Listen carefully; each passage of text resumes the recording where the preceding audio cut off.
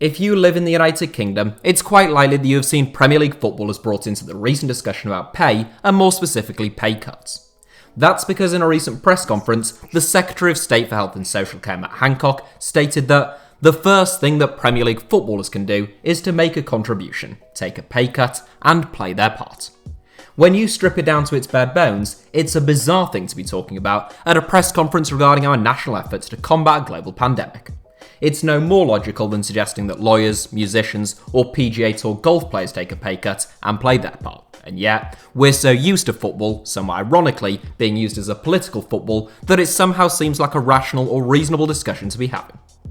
Politicians like to flip-flop between whether football is good or bad, depending on which way the wind is blowing that week.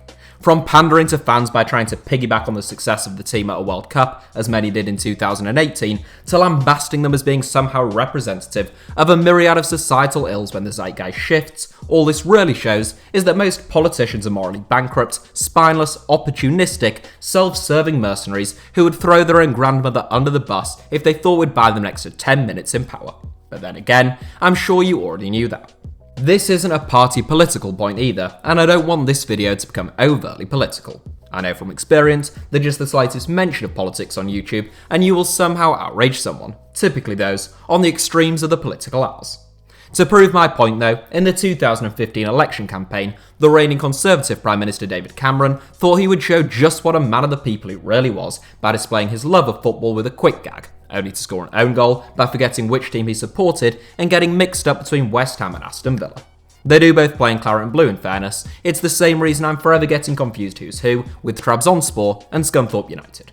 Similarly, Labour's former Deputy Prime Minister John Prescott used to like to piggyback on Hull City's relative success with each of the club's 3 promotions to the Premier League between 2008 and 2016, despite having about as much interest in football as Cameron himself, before later exposing that fact when he backed the Alam's name change proposals that were deeply unpopular with fans.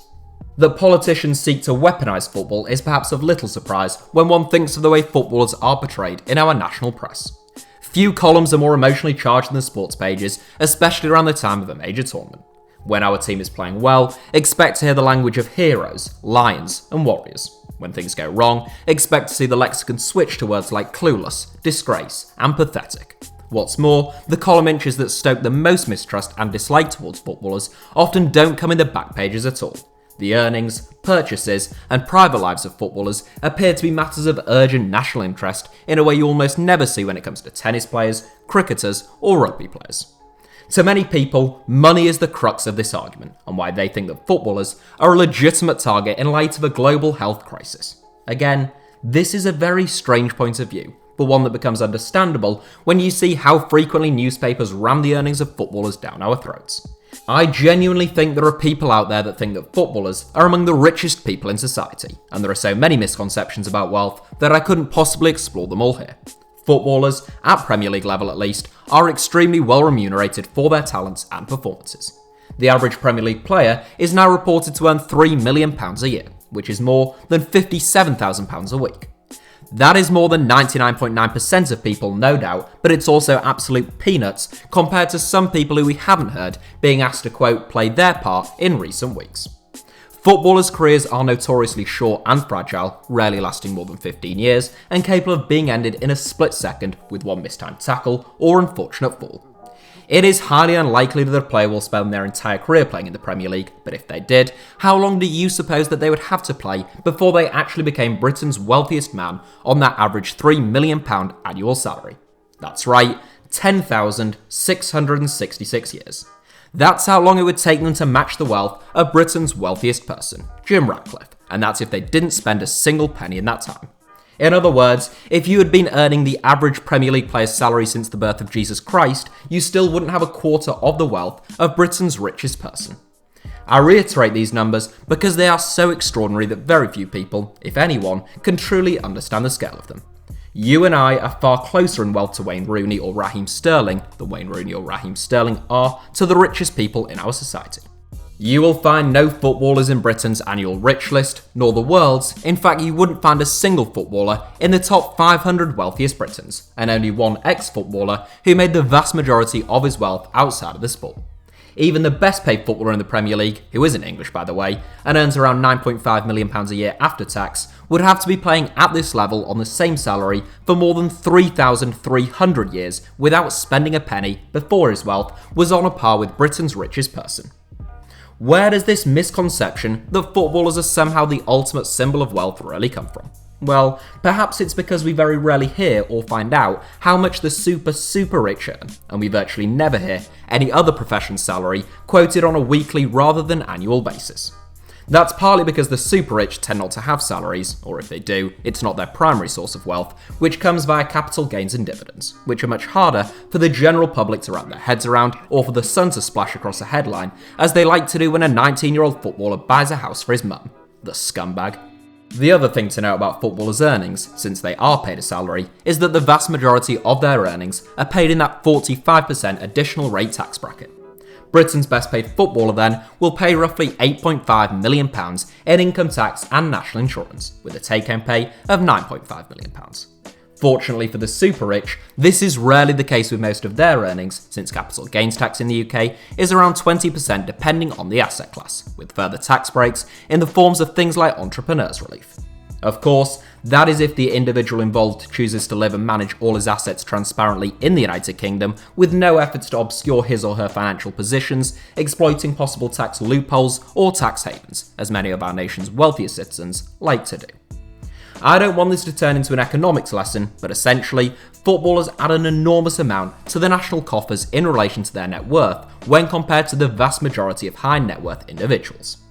This is a point that the PFA recently tried to make when they said they were reluctant to encourage a blanket 30% pay cut for players, since it would be damaging to the Treasury and would prefer to see individual or collective acts of charity via earned income.